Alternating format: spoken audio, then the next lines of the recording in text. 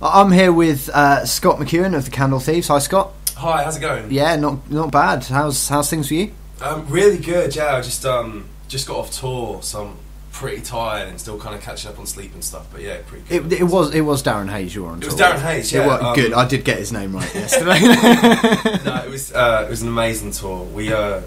Was it just the week you went, or? Yeah, it was about 8 shows, and we got to play incredible venues and meet amazing people. Because you got to play, was it Indigo too? Yes, we did. Yeah, it did Indigo in the O2 Arena. That was a real kind of a bit of a corny moment, but we kind of started playing a small pub in Peterborough, and there was kind of one of those moments where me and my bandmate just kind of said man, look, we were sort of loading into the back of the O2 Arena. We were like, man, this is crazy that, something we started for fun. It's quite a big venue as well, isn't it? Yeah, it really is. It was, it's an amazing venue. It's one of my favourites that we've ever done. Awesome. Was it a packed house in there, or? Yeah, no, sold out, yeah. I mean, not for us.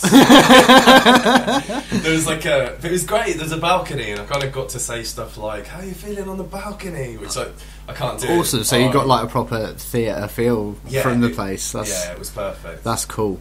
I've not really prepared any questions for you. No worries, so, that's cool, just have a chat. I'm crap at this. No, I can talk forever. So. Oh, that's good. That means I don't have to do any work. That's cool. You brought a list of some songs that have influenced you. We've been chatting before about how it's really difficult to get your influences down to 6 or 7 songs. So you've bought 12. I know. I'm sorry. No. 6 or 7. I bought 12. I couldn't decide. So it's all right. You've bought 12, and I've already got one of them. Cool. Some of them I've never even heard of. Yeah, well, I think it's weird because I think, say, fans of our band, I say fans, there's literally dozens of them. Well, if this gets popular, even more fans out of this. I think it's weird because I brought stuff in that I think fans of our band would probably not assume would have influenced me. I grew up listening to a lot of kind of punk music. I grew up listening to a lot of sort of NoFX, Descendants, Bad Religion, which is quite surprising because because Candle Thieves got quite a poppy sort of sound. Yeah, we're definitely a pop band. But it was just I kind of grew up listening to kind of punk stuff, and that's why I started playing guitar, and just something about it really resonated with me. And the fact that punk is really easy to play as well. Yes, well, this is the thing we were talking about just before we came on air. We were talking about the kind of bands like Green Day and stuff, which is why I started playing guitar. I remember I was watching MTV sort of back when they used to play music videos. Back in the day. In the day. I know I'm showing my age now. And I can't remember the last music video I watched on MTV. Every time I put the music channels on now, it's just adverts. I know, it's a shame, man. It's a real shame. But I remember sort of the first time I saw Green Day. I literally it just kind of floored me. I saw the video to Basket Case, and it just I literally remember thinking this is the coolest thing I've ever seen. And there was something really appealing about Green Day because it looked like something that I could do. Just kind of playing guitar, because anyone who sort of has picked up a guitar knows that Green Day stuff. I mean, if you can learn one power chord, then you can't go to a local gig without a band of school kids doing Basket Case or When I Come Around. Right? It's great though, man. It's great. It was a staple when we were at school as well. Literally every band. We used to have this talent show at the school I went to, and every band that went on there did Basket Case or When I Come Around or something by Blink-182 or something like that. One of the really easy punk songs. Yeah, definitely. Yeah. Well, they're all easy, I suppose. I mean, just listen to the Sex Pistols. They didn't know what they were doing. Yeah, it's true. I mean, I do think with Green Day stuff, I think, and other bands kind of like that, I think that it sounds deceptively easy. I think to play it's easy, but I think to write songs that good is a completely different kettle of fish. Well, when you think about it, all the music in punk is just a chord progression, and it's the lyrics that really make it, and it's the lyrics that I always have problems with as well. Yeah, so. Tell me about it. Yeah. Just finding a decent subject matter to write about and come up with a song that's good enough to give to other people to listen to is definitely, yeah. So yeah, you've been on tour. Second album came out earlier in the year. It's played very regularly on my iPod at the moment, and it's quite a few of us have been listening to it non-stop pretty much. It's a really good album. It's got more of an album feel than the first one. Yeah, I think the first album is a little. Now I sort of listen to it now. Not that I sit around sort of listening to my own album. I do. It's fine. Yeah. It's not a problem. I think the first album almost sounds a little bit naive now. It's kind of like we were trying to figure out what we want to do, and the way we were trying to figure that out was kind of by ripping off other people a little bit. That's how everyone writes their first album. I think that's how I wrote my first album with the first band I was in. I know. Well, I think there's some good moments on it, but I think with the second one, I think we knew a lot more what we wanted to do with it when we went in. Yeah. I think we knew a little bit more what sort of band we were when we went in. So you can definitely see a maturity from the first album to the second album. Yeah. But yeah, it was the beginning of the year. It was out. Was it? Yeah, it was. It kind of came out about April. Because you had the whole pledge thing going on to get it released. We did the pledge thing, and it was to be 100% honest. I've probably not said this anywhere, but you've heard it here first. No, it was not a road that we wanted to go down. The pledge thing. Yeah. It was basically a necessity. Our sort of management at the time said that like the only way this record is going to come out is if you do that. And so it was kind of like it either sits on the shelf, doesn't, when we split up and hate our lives, or we release it. And so we did the pledge thing, but I think we were really kind of careful to make sure. Cause I think there's the odd time when I've seen stuff where people have said, £1,000 to shake my hand and stuff. And I always thought it was really like horrendous, and taking advantage. And so we really tried to make sure that everything was kind of like a decent price, and that we kind of. I like the fact for the higher tier prices as well. You actually came down and did a gig for people. Yeah, I mean that was really fun because we wanted to make sure that we put stuff in that we wanted to do.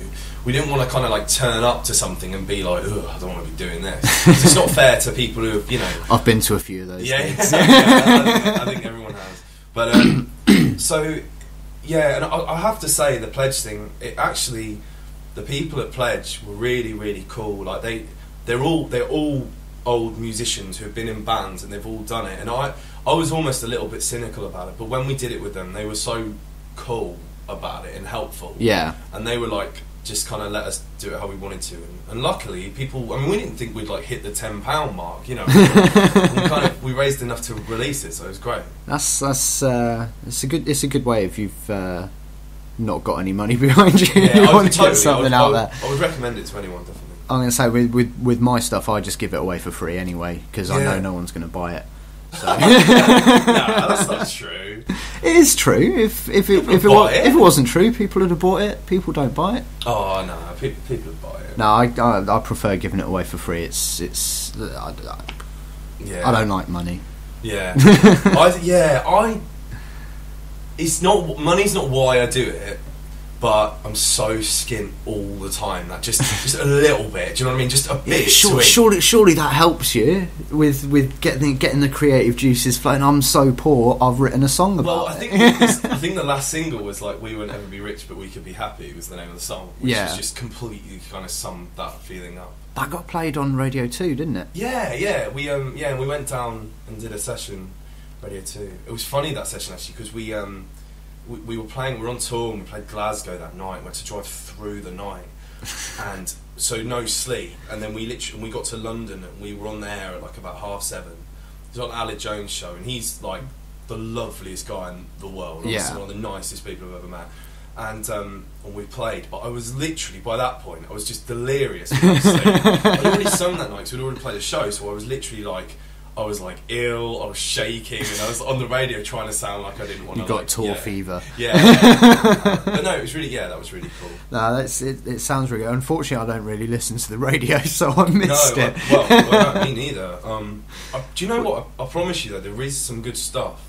Like there's a guy, Bob Harris, who's on Radio 2 at about midnight on kind of Saturday nights, and his show's great. Like, he plays really, really good stuff. I'll have to check him out. Yeah. I think the most radio I've ever listened to is because I've recently started baking. So when I've started baking, when I'm baking, I've got Radio 6 on. Yeah. And whenever I'm baking, it's always Keris Matthews. Oh, really? So I'll listen to Keris Matthews. Yeah. So. Cool. Yeah, last time I went to see the Candle Thieves, we started a chant. I was wondering if you'd bring this up. This is one of my...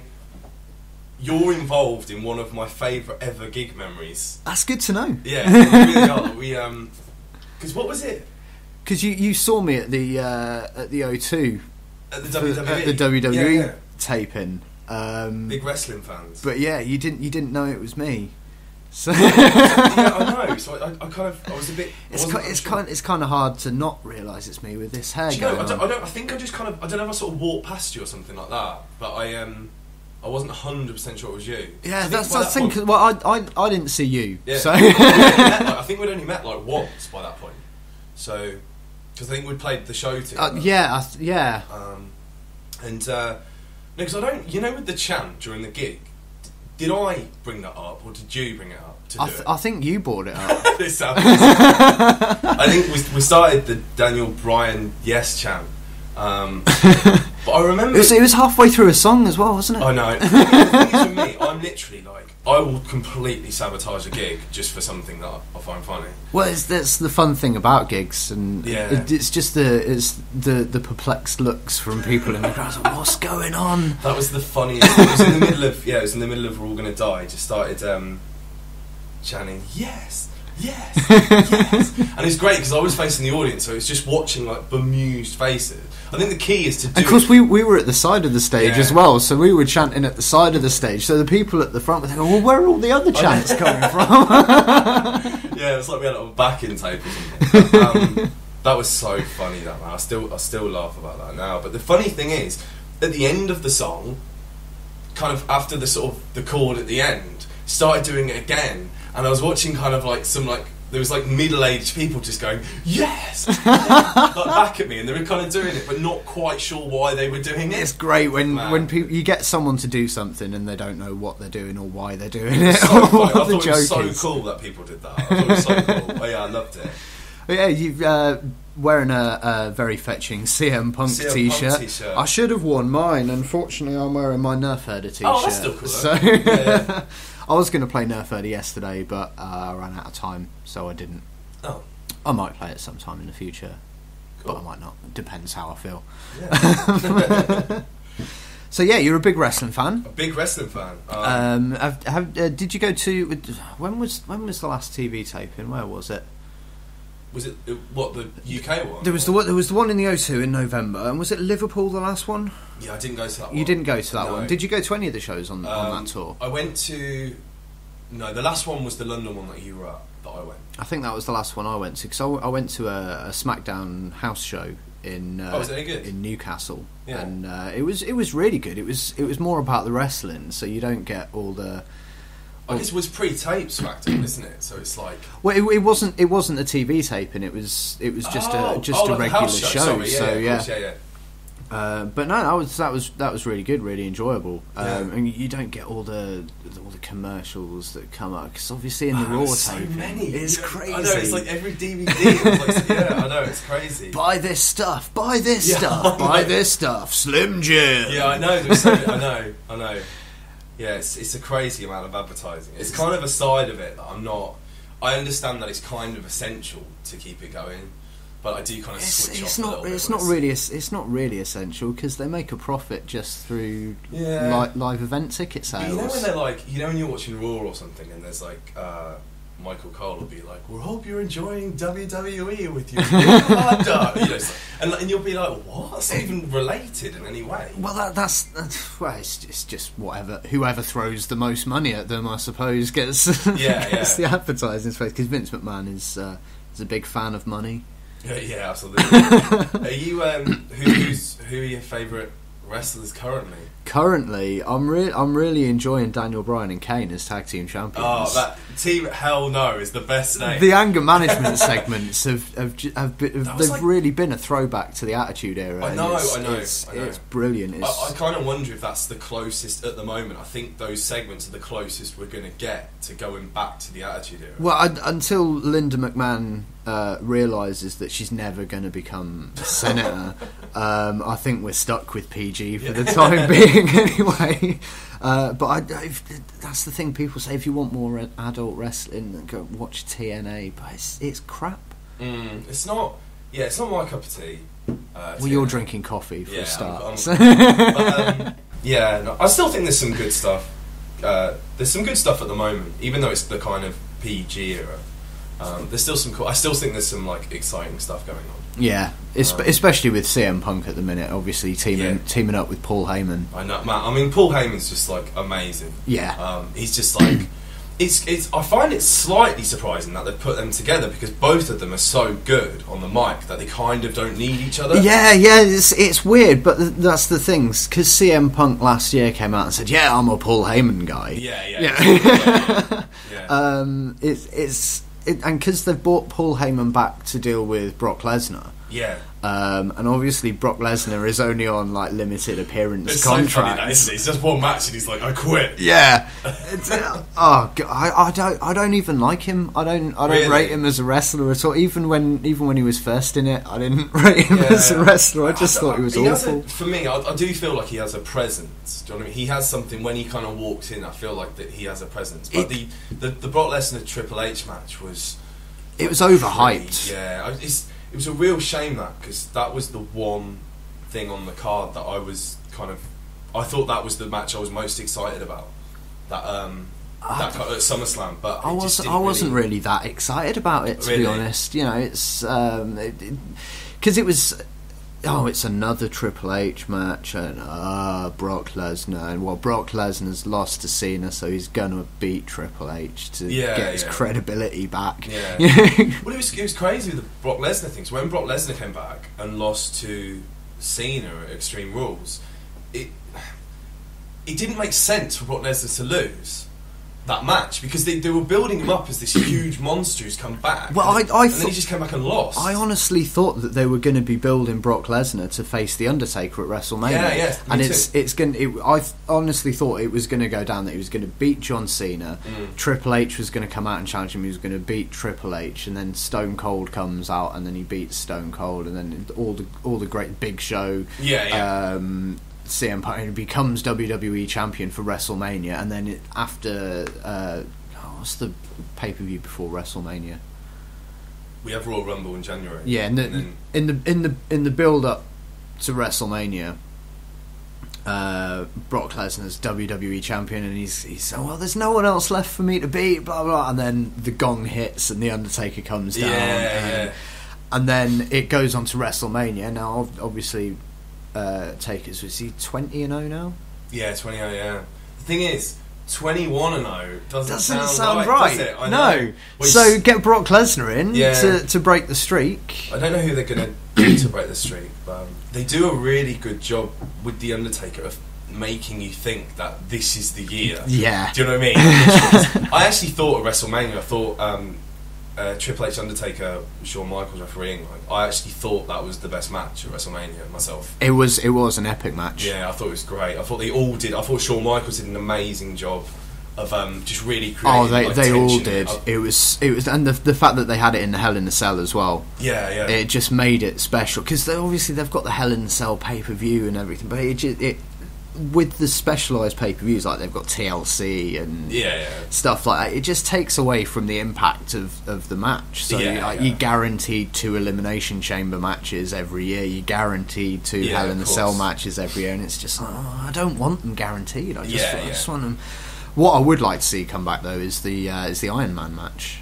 Yeah, that's a good thought. Yeah, which would be really cool. Which would be a really cool way to end the CM Punk and John Cena thing. Yeah, because we were talking before. Man, this is so cool. We can talk about wrestling. But literally in a candle thing, it's very rare that I don't think I'll ever be able to speak about wrestling. This is cool. I think. Well, we were just saying before. The Punk Cena thing. I don't know how they're going to end that, because it looks like they're going towards Punk the Rock. So I don't know. I'm interested to see how they're going to handle that, because they've still got another 2 months before Royal Rumble. Yeah. Well, because the build up to WrestleMania pretty much starts at Survivor Series. Yeah. So we've got like 6 months of really good storylines coming up to build up to WrestleMania. So it's exciting. I know. Well, last year I honestly thought, I know people don't like Cena, and I know people don't like Cena, but I actually like Cena. I know. I like Cena. I don't get all the hate, if I'm honest, but I don't understand all the hate he gets. I suppose it's more hammed up. For the live audience, but I don't understand these people on Twitter going, "Oh, Cena sucks," blah, blah, and spreading vile and malicious gossip about him on Twitter and everything. I mean, it's that's like, no one cares. I don't care about exactly. It's not like people have their own lives, and I couldn't care less. I do follow this one person on Twitter who it's not a wrestler, it's a fan. Oh yeah. And she keeps tweeting Randy Orton. Right. All this stuff about, like, because someone posted a picture of his daughter a few months ago, and she went on this, like, I think it was on my timeline. There must have been about 15 or 20 tweets. Yeah. Just all of this goes like, leave him alone, like the whole leave Britney alone thing. It's like, leave Randy Orton alone. Yeah, and it's like, just, he's all right, isn't he? Randy Orton's not struggling. Exactly. he's never on Twitter anyway, so he wouldn't have seen it. Just quickly back to what I was saying a minute ago. I actually thought the Cena the Rock thing, I thought the build up to that was incredible. The WrestleMania match, I thought it was a bit overstretched, to be honest, because they started the hype a year before, and a year before it is just too much. You know, if they'd have started the hype at, say, SummerSlam, then I would have enjoyed it a lot more. But because it was so drawn out, it just got boring. I mean, was it? I can't remember. I think it was like the European tour. Yeah. And I think it might have been Birmingham, or it might have been the Liverpool taping, but I can't remember. It was one of the tapings, and Cena wasn't on the show, but instead he had a taped promo in an empty arena. Oh right, yeah. And it went on for about half an hour or something.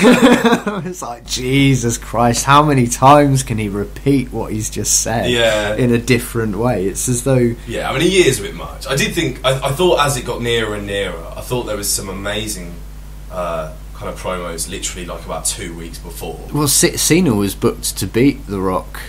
Was he? Yeah, up until I think it was up until 2 days before the show, Cena was actually booked to win. Really? And I think creative realised that if they had Cena win in Miami against The Rock, there'd be a fucking riot. I know. Well, I heard a really cool thing, because apparently, you know, there's kind of signs saying like, if Cena wins, we riot. Yeah. And apparently, like, The Rock said, "Not in my town," which I just thought was really cool. I think he's like.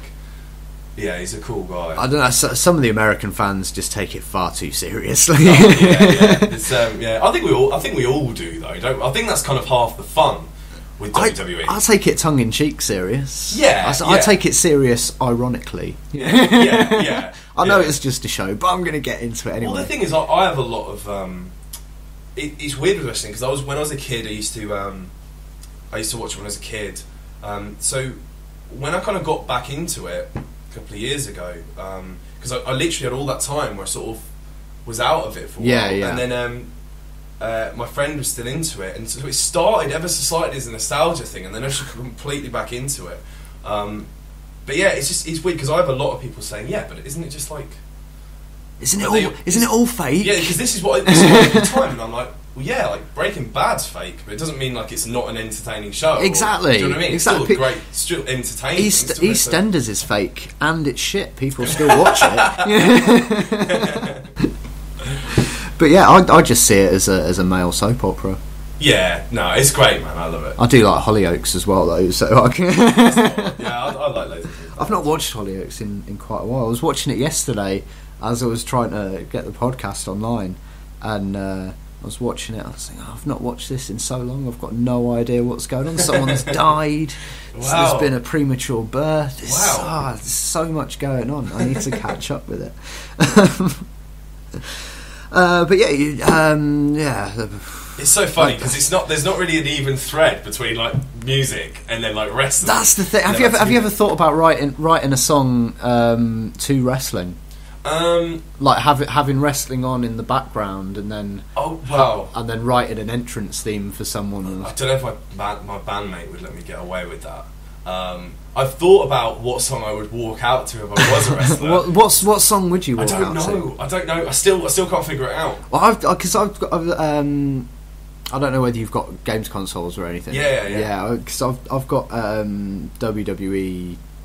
Is it 12? No, not 12. I think it's 2011. I think it's the last of the SmackDown versus Raw. Oh right, yeah. Series. And I've got Sonic Boom 6. Oh, cool! As my intro music. Man, that's cool. Because I know. Do you know with that band? I used to be in a punk band called Caffeine, and I swear that we played with them before. You probably have. They've been around years. They've played Peterborough a few times because they've been about since about 2002, 2003. Yeah, it's really cool to see. They've got a new album coming out. Oh, cool! On the 15th. It's so cool to see a band like that doing work because I know they're kind of properly doing they're on a major label now as well. It's amazing. Because a band like that, honestly, because I remember that name being around when I used to play punk shows when I was younger, and it's amazing that a band like that who've put that time in, are like they're finally getting what they deserve. Well, the first time I saw them, it was at the park in Peterborough, really, and they were supporting Whitmore. Whitmore. And I was thinking about P-Rock. I was talking to someone about P-Rock, and Allison was like number one for like years. Well, it was the theme for P-Rock, wasn't it? Yeah.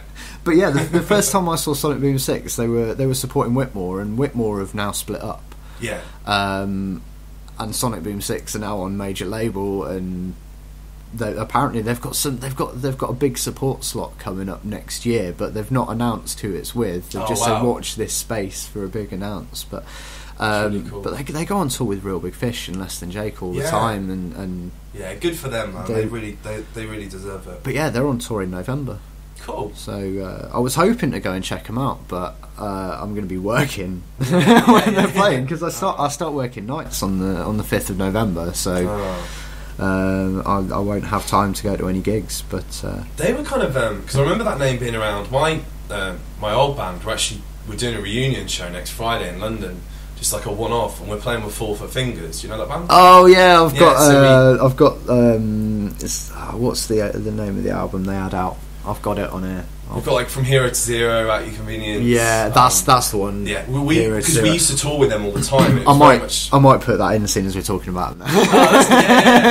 And but they were sort of friends of ours back in the day, and then they're doing a reunion tour, and then it was just they just said, "Oh, do you want to do the show with us?"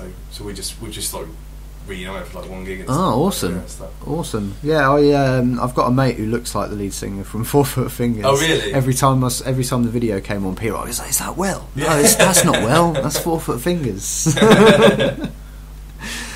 Awesome. So yeah, you've got quite a lot of rock on here. Bad Religion, Weezer. Yeah, I guess I could talk about some of that stuff. I like Bad Religion. I've only got 2 Bad Religion songs. That's American Jesus and Sorrow. They're the only 2 songs I've got. They are good songs. I really like Sorrow. Yeah, I was going to. Folky. I was going to try and do a cover of it for my last gig, but it didn't happen. You should do that, man. I ended up playing Gorky Psychotic Monkey instead. Oh, that's cool. And ended up singing in Welsh. Yeah. So. Wow. Yeah, like Bad Religion was the first.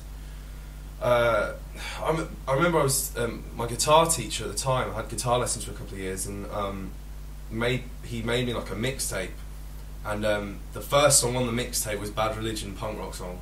Nice. And that song was just immediately because it was it was these rocking guitars but had great melodies, because I was very much into like pop music, but I was into sort of punk stuff as well. I sort of loved that's what I like about Bad Religion as well, because they've got really good melodic hooks, and they put some really good harmonies over the top as well to give it that fuller sound. Yeah, and his lyrics are amazing. They're really intelligent. I mean, the lyrics to punk rock song are like scarily relevant today. Yeah, which is kind of pretty depressing. It's the mark of a good song. Yeah, it's true. But yeah, that was when I heard that, because I almost loved what punk bands were saying, but I kind of loved pop melodies. So a band like Bad Religion sort of meets in the middle. The two, that's why I sort of love. Do you know what I mean? So yeah, a great band. I've started getting into more melodic stuff. I mean, I started listening to Super Furry Animals last year. Man, do you know? I remember getting Super Furry stuff when I was younger, but I really need to revisit it, because just far too many people say to me how good it is. It's so good. Like their last album, I think, was in 2009. Yeah. And I touched on it on yesterday's podcast about how they split up. Yeah. Purely because they just run out of money. So it's depressing, isn't it? It is really depressing, because they're one of my favourite bands, and I wish that if I had the money, I would get in contact with them and say, look, just play a gig for me. Yeah. Not invite anyone, just have them. It kills a lot of bands, unfortunately. That's the money thing. It's always, especially in this day and age as well, with the banking crisis. Damn you, bankers! I know. Well, it's weird with me, because I've always the only thing I've ever wanted from a band is to make a living off of it. That's all you need. Like I've never wanted to be like ridiculously rich, or never wanted to I've always just, if that could just be my job, and that, because that would mean I'd have a job that I love, and that's the only thing we've ever been striving for. In any band I've been in. We've kind of worked our way to breaking even. We've worked our way up, not losing horrific amount of money. Everyone loses money in the first few years. It's a common complaint I've heard. I've never made it big enough to worry about not making any money. So awesome. So the second album's been out nearly a year. Yeah. Any plans for a third? Yes, it kind of depends on the money thing we just talked about. We've kind of made a decision that we're definitely going to do a third, but we're not sure 100% when it's going to come out. One thing we are doing, which I haven't announced either, is releasing a new EP. That's another November. Exclusive. Yeah, you heard it here first. So we're releasing a new EP November, and it's going to be, there's a song called Weatherman on our album. And that's going to be kind of like the single, but it's going to have 3 new songs on it, which we just did. We just recorded, so that's cool. So there's something new coming out then, and then the album, I'm not sure. Another CD I'm going to have to spend some money on. Oh no, I'll just give you one. That's cool. Oh, also I've got it recorded as well, so you can't back out of that. Yeah, of course. We traded CDs anyway, didn't we, at the last show? I think I've actually got a cover printed up for mine now, because I think I just hand wrote all the track names. Cool. So I think I've got a couple spare, but yeah, it's essentially all I'm doing is I've just got some paper sleeves, and I've printed this cover off on some A4 paper, cut it out, and just use some Pritt stick. Oh, that's cool. DIY. Job's a good one. Yeah, it's cheap. You don't need a pledge. Yeah. Yeah. That's how you should release your third album. I remember sort of back in the day, like we used to have demo tapes. Not Candle Thieves before that. Bring the new album out on 8-track. Oh, and absolutely. One of the just to piss people off. Yeah. Because then no one will be able to play it. It's like, they've released this album, we can't play it. one of the songs, of the songs I brought in, one was a song by Counting Crows, and like I still have that album on cassette. I've still managed to have that on cassette. I think I've still got when I was a kid, we used to do long car journeys because we used to live in Germany. We used to come back quite a lot, and we used to listen to. My mum and dad always used to listen to like power ballads in the car. Yeah. I've still got the REO Speedwagon's greatest hits on tape somewhere, but I've got it on iTunes as well. So it's really. I really like hearing what people listen to their parents, because when I was a kid, my parents would always play Tracy Chapman and Fleetwood Mac, and it was what I call like driving to the airport music. Yes. You know what I mean? So you'd always hear it on the way to the airport. But the thing is as well, and I think Lionel Richie as well, but I absolutely love Lionel Richie, which is something that I would never normally... I'm not a big fan of Lionel Richie, but I never listened to him when I was a kid, so... Yeah, that's the thing, because it's not like I sit around listening to, like, you know, hello, or like, hello, do you know what I mean? I just, like... You should, it's very liberating. Yeah, sometimes I like to take a bath, have some quiet time, and throw light some candles. Yeah, steal them. Get the vibrator out. Wow. They do come in waterproof. Well, candles are... What are we talking about now? Well... I'm sure you can get waterproof candles. Yeah. I don't know if there's much of a desire. Just put a bell jar over the top and sink it with some air in it. It'll work.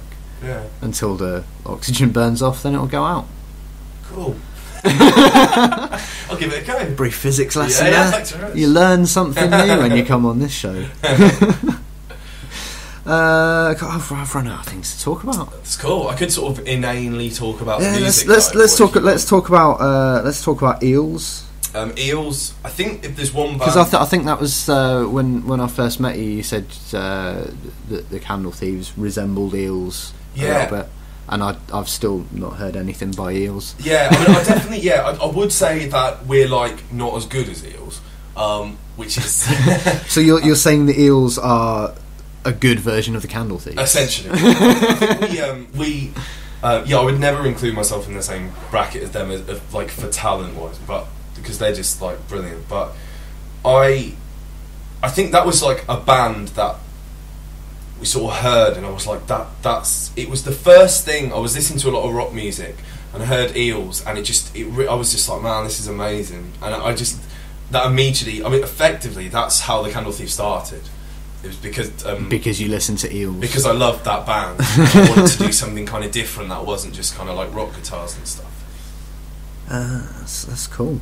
Are they Cockneys? What, eels? What, in eels? No, eels. No, they're from California, I think. But it's a guy who's just he's had this like a really really tough time, and he's just written songs about it, and it's just like this. Some of it's really like dark and bleak, and then some of it's really... The album that I kind of fell in love with was an album called Daisies of the Galaxy, which is really... It's kind of like the moment where he just decided that I'm going to try and look at things in a more positive way, after having like a horrendous time, and it was it's a really like... You have to hate people like that, because not because they're bad people or anything, but purely because they've got so much that they can draw on to write on. I had good upbringing, so I can't write anything. My parents are brilliant. I get on with them really well, and like my family's cool. And like, I get on with my parents really well. I still live with them. This isn't my house. This is my mum and dad's house. It's all right. I grew up here. The rent's good with your mum and dad. Well, it is now. I've not got a job. I don't have to pay anything. Oh, that's cool. Because I still go round my mum's house. Like, I always conveniently turn up around like lunchtime, and I'm like, "Hi, mum. Do you want to say hello?" Well, she's like, "Just help yourself." If I wasn't living here, I'd still be coming around every Sunday for dinner anyway, because we have the whole family over on a Sunday. Yeah. So it's good times. That's cool. I went to see my grandma the other day. Oh, that's nice. So I went to visit her. She lives up in deep in St James now. Yeah. Which is it's good to have her close by. Yeah, I still see my granddad all the time. He's a lovely bloke. Grandma's not here now anymore, but unfortunately. Unfortunately, my granddad's not here. Yeah. Not with us anymore, so. Yeah. But, yeah. Awesome. We've hit another block. I know. Well, Eels have led on to families. Let's talk about some more music. Ben Folds 5. Yeah, Ben Folds 5 were like, well, everyone, they know who they are. You know what I'm saying? I know who they are. Yeah. Ben Folds 5 are a band and they have a piano. No, they Ben Folds 5. I think I remember the song I chose was Underground, and I think the first. I think I heard it on the school bus, if I remember rightly. I used to get a bus to school. That's the first time anyone hears any song. Yeah, on I know. The school yeah. But I still hear songs on the school bus. Even today, I've left. You shouldn't be on a school bus. I know, but I can't help myself. It's free. Yeah. But it was. Yeah, Ben Folds 5. It was that song I picked, Underground, was the first song I heard by them, and it was. I think it was the first kind of band that I heard that made me think piano was cool. Like it was almost, he was kind of using piano in a really cool way, that it was almost as like rocking as the guitar. Yeah. And like the lyrics were sort of really funny but really intelligent, and I'm still a Ben Folds fan to this day, and that's another influence as well. You should get into. Oh God, I've forgotten his name. Okay, Oscar Wilde, not Oscar Wilde. Oscar Peterson? No, I can't remember now. I should get an Oscar. Noel Coward, that's him. I always get him mixed up with Oscar Wilde for some reason, but yeah, Noel Coward. You should get into him. He's quite witty. He's got a piano. Yeah, I'm sure that my bandmate Glock is like he literally. It's weird because the songs that I've picked for this podcast are so different to what he would pick. What sort of things would he pick? He would pick. He'd have Bob Dylan, Randy Newman. Really. Sorry, I was the iTunes downloaded a new episode of South Park last night, and Randy Newman's in it. Oh really? And it's the episode's called Raising the Bar. Yeah. And spoiler alert if you haven't seen it already. But essentially, it's you know James Cameron does underwater dives to the Titanic and stuff like that. Yeah. They've basically picked out James Cameron as this underwater explorer, and with all the crap TV that's on in America at the moment, with all the fat white trash that's on TV and everything, people have lowered the bar. So James Cameron decides to get in a submarine, go to the bottom of the ocean and try and raise the bar back up. And when he gets down to the bottom of the ocean, Randy Newman's there. Oh really? And he turns around and said, "Ain't no one going to raise the bar because no one's going to hire me." Yeah, like that's my Randy Newman anecdote. No, that's what Randy Newman on something else as well. It might be a Family Guy. I think he is on Family. Yeah, it was the apocalypse episode of Family Guy when they find a farm and it's like, this place is like paradise. Yeah, it is, except for Randy Newman. Yeah, just sits there all day singing about what he sees. Yeah, I think with Randy Newman, I think that was kind of because. We sort of both write the songs for the band, but it's quite weird because we write separately. And I know with Glock's writing and stuff, I think something that really resonated with him about Randy Newman was that, like 1 minute he could literally make you like laugh out loud, and then the next minute he could make you like cry. And I think that's kind of. I think our band is sat. I would never say that we're as good as Randy Newman, but we're sat somewhere in that bracket where we have songs that are kind of silly, and then we have songs that are kind of like sad as well. That's what I mean. What I really like about your guys' music is it's really really happy and upbeat music set to these really dark and yeah like we're all gonna die. Have fun. Yeah.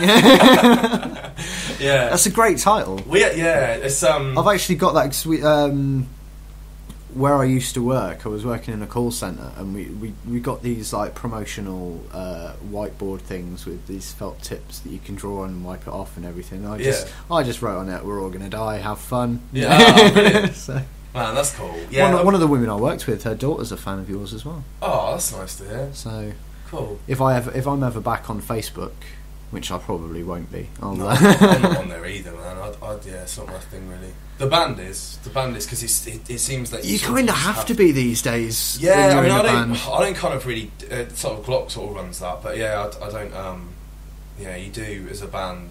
You have to be on those things because you're on Twitter as well. You're beating me in the amount of followers stakes. I've got 47 followers now. Oh, that's alright. None of them are actual people. Oh,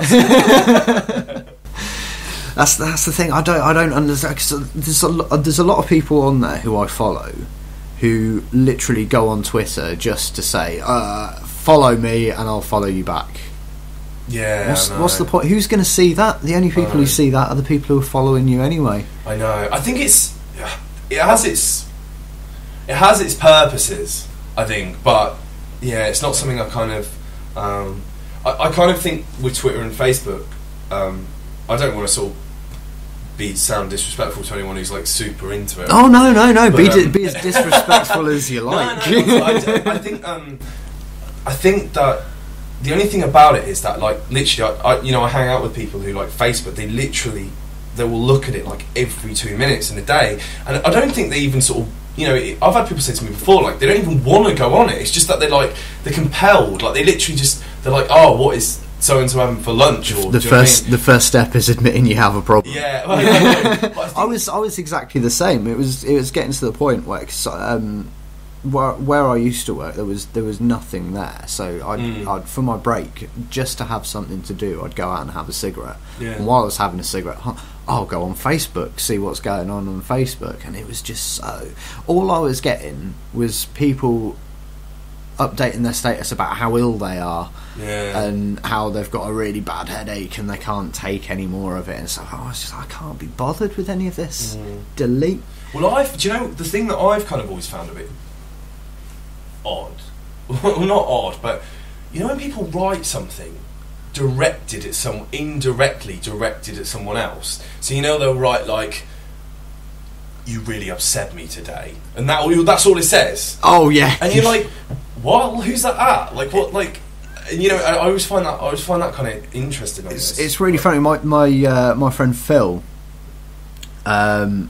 his girlfriend does that so much. We'll go around a mate's house, and he'll be on his phone for ages throughout the night, just on Facebook, just telling his girlfriend how pathetic she is for making an argument public on Facebook and everything. Wow.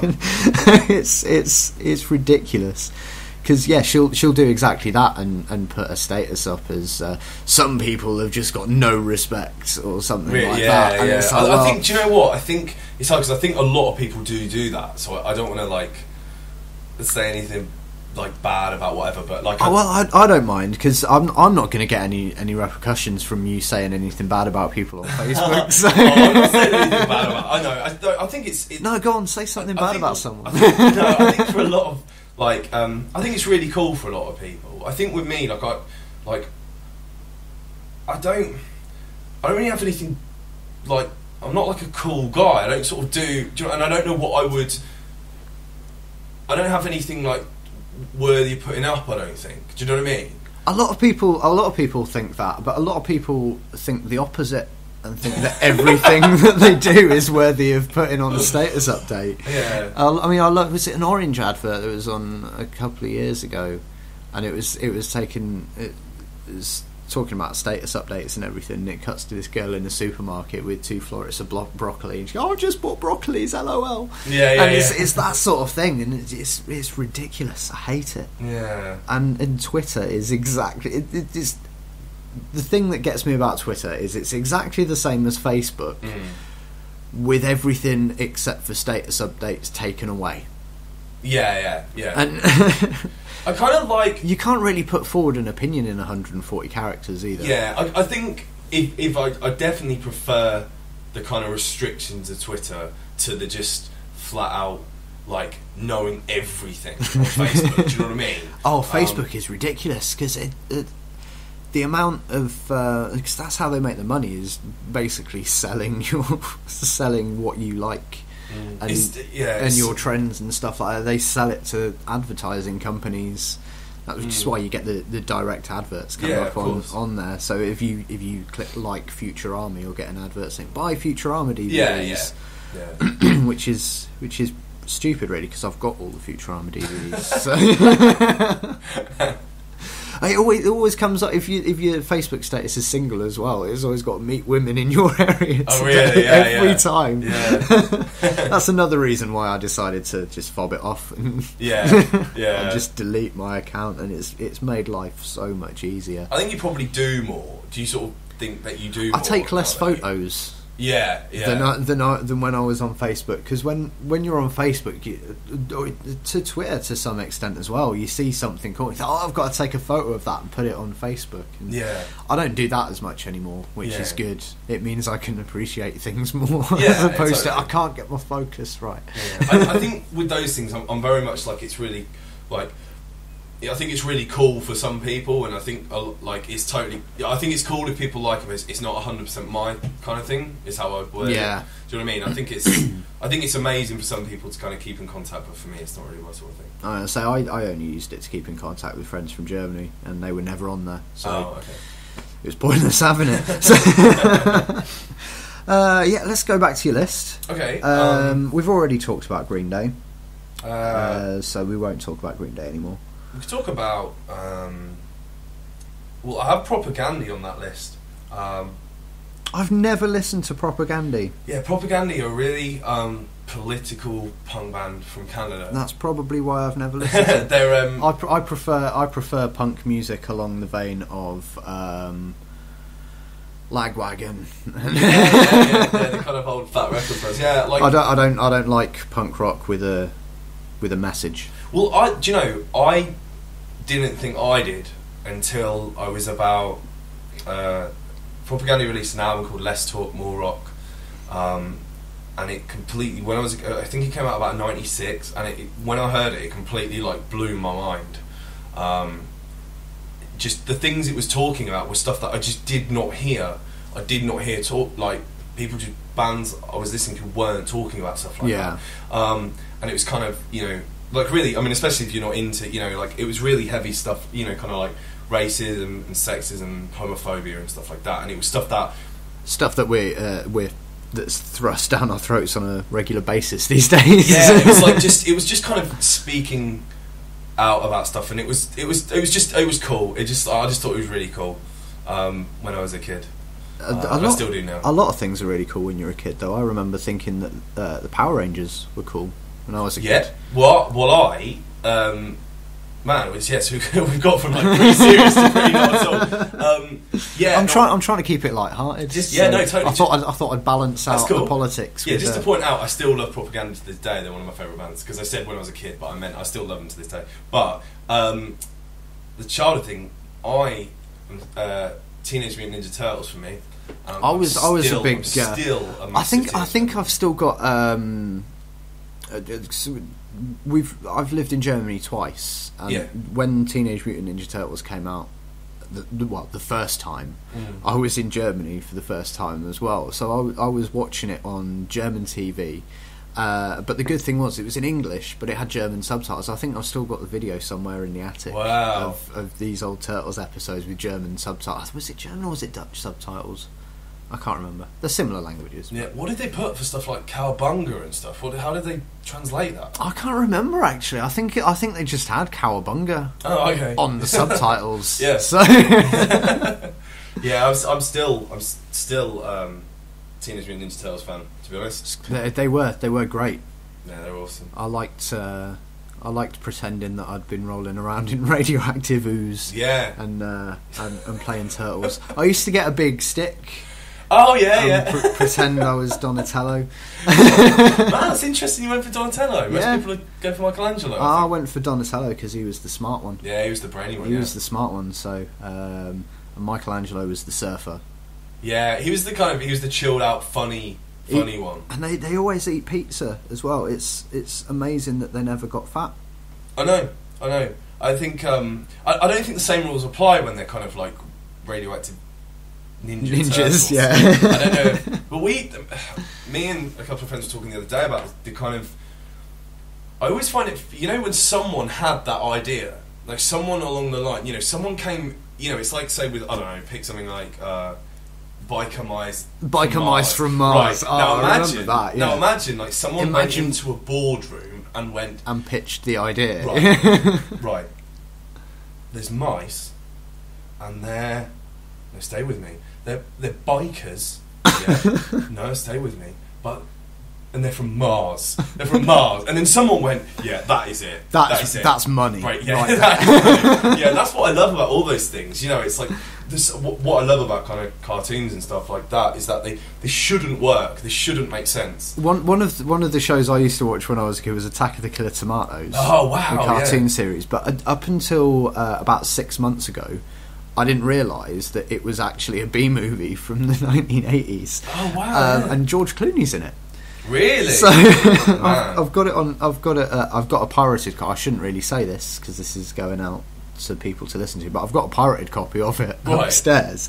I've still not watched it yet, but I'm intrigued as to what I'm a bit apprehensive because it might ruin the cartoon series for me. Yeah, have to see. Even though the cartoon series, from what I remember, was rubbish. Man, I'm a total dork. Like, I literally, like, the new Teenage Mutant Ninja Turtles series started last week, and I was properly like waiting. I'm still into it. I think it just reminds me of really good times of when I was a kid as well. Shredder's still in it. Shredder is still in it. He's awesome. They've still not defeated him after all these years. I know it's Shredder, but it's I'm a big comic book fan. What I want to know is, like, how do cartoon characters age? Well, the Teenage Mutant Ninja Turtles are supposed to be 15, which is just, I think, is surprising with the amount of skill that they've developed. Yeah, but they're mutants as well, and they're trained by a rat. Yeah, I know. Yeah, I mean, rats are really proficient in martial arts. I imagine. Yeah. I know. I think Splinter did a lot for rats because I think rats weren't really that respected. They weren't getting a good press. Yeah, they weren't. I think he's done wonders for rats. Splinter did. That's why I've got a rat tattoo. Ah, cool. It's not the only reason I've got a rat tattoo. I was born in the year of the rat. So cool. I might have it added to, but I'm not, because it looks a bit bare. No, I don't know. It's cool. I might get some rocks for him to crawl over. Waterfall, river in the background with a cat drowning. Yeah, cat drowning. That's the story of the Chinese horoscope. The rat came first. Right. Because the jade. I was really with you on that. I was really like, oh, that's nice. That's really nice. And then a cat drowning. It does sound a bit sinister, but there is a reason. Because I can't remember what year it was, but the Jade Emperor in China basically sent a memo round to all the animals saying we're having a memo. The Chinese Jade Emperor equivalent. Right. Of a memo. Okay. But he sent this memo around to all the animals and said, we're having a race, and the first 12 animals to reach me will get the stars named after them. Right. And at the time, the cat and the rat were good friends, so they decided to travel together. And then they got to a river where they couldn't cross, so they talked to the ox. Yeah. And the ox gave him a lift across the river, and then the rat pushed the cat in the river and went off and won the race. Wow. And that's why cats and rats don't like each other, apparently. Wow. Yeah, pretty deep. But that's why the rat is number one in the Chinese zodiac. Oh, okay. I have a cat. See, so the idea of a cat drowning learning makes even me just more. like feel sad. My cat is... Yeah, but once you know the story, it's all right. Yeah, it's true. It's a good conversation starter if you've got a cat in a river drowning tattooed on your arm. Yeah, people are going to come up to you and say, "Why have you got a drowning cat on your arm?" Yeah. Yeah, I have a cat. He's my best friend. Nice. What's he called? Treacle. Nice. Yeah, he's awesome. I wrote a screenplay about a guy who's got a cat called Clive. Oh really? Yeah. Clive's a good name. I love like pet names are hilarious. I actually because it's based on a short story that a friend of mine wrote, and the reason I called this cat Clive was because I went to this mate's place for a house party he was having. Yeah. And at this house party his then girl, they've now got married, but one of her workmates came and he was called Clive. He was a middle-aged guy. I think it was one of her workmates or one of her workmates' husbands or whatever. And he came, I started chatting to him, and I just ended up calling this fictional cat Clive. Oh. It had to balance out with the dog's name in it, which is Henry. Right. There's a bit in it where he goes where the girl who owns the dog and the guy owns the cat, and she asks him, "Have you got any pets?" He's got, "I've got a cat called Clive." Yeah. And she says, "Oh, that's a bit of a strange name for a cat," but she's got a dog called Henry. Okay. So it's equal. Oh. But yeah, that seems to be quite a good place to stop. Actually, we've got about an hour. Cool. That's gone quite quickly. Actually, I'm surprised. So yeah, no, thanks, man. I've really enjoyed it. No, it's really cool. Thanks for coming in and chatting to us. Have you got any gigs coming up in the near? Yes, we do actually. We're going on tour at the end of November. Again? Yes, we're going on tour again. Blimey. We're doing we're doing another 8 shows. I think it's we're doing November. I think it starts November 25th, and yeah, it's through till sort of December the 5th, something like that. Awesome. I'm presuming the dates are on the website. Yeah, the dates and ticket links are on the website. It's I forget where we're going now. We're doing like it's sporadic days. We're doing like Stamford and Birmingham, Manchester, Glasgow, and yeah, a few more. Awesome. Well, if I'm not working, I'll definitely come down to the Stamford one. Oh, thanks. And I'll see if I can drum up some trade for you as well. Oh, thanks. So, so yeah, thanks. I might just actually put edit the levels and just put it up like this. Cool. And then play some music that you've brought in next time. I thought it would have been funny if I brought in really like a Shaggy, maybe Blazing Squad, and like forced you to play it. I might just play some I might download some Blazing Squad and just play it on the next one. So you never know. Although it is called the Good Music Show. Yeah, that Crossroads song was pretty decent. See you at the crossroads. But that was a cover though, wasn't it? It was. It was was a like cover. some harmony. Why do I know that? I don't know. I didn't know that. Yeah, I'm pretty sure. I'm normally normally quite good on my shit naughties music, but that's thankfully eluded me. I did get a speaking of shit naughties music. I was watching Pointless the other day, and I got a Pointless answer on music duos. Oh right, who was it? It was Tattoo. I can't remember their names now. Oh, that was what's the song called again? All the Things She Said. Yeah. That's a good song. It was a good song. People remember the video more though, don't they? Yeah, but the video was very good. I like Russian teenage lesbianism. Good stuff. I really hope none of my family listen to this and hear that. But yeah, thanks for coming in and having a chat with us. No worries, thanks for having me. I'll make sure to play We Won't Ever Be Rich on the show as well and put that. Is that coming out as a single? Or it's actually been out as a single, but we've got a new one coming out, Weatherman. It's on the album. I might play Weatherman instead then, seeing as that's the new one. I played 10 Ton Digger yesterday. Thank you. That's one of my favourites. Oh, any thanks. plans on bringing that out as a single? No, there isn't. That's the main song on the album. I thought that's going to be a single. Cool. I'm normally right about things like that. Do you know, it was weird because when we just finished the tour recently, we got I had quite a few people coming up and saying, "Oh, you didn't play 10 Ton Digger," and it was kind of would have liked to, but it's just the time thing, really. Yeah, play it more. Yeah, okay.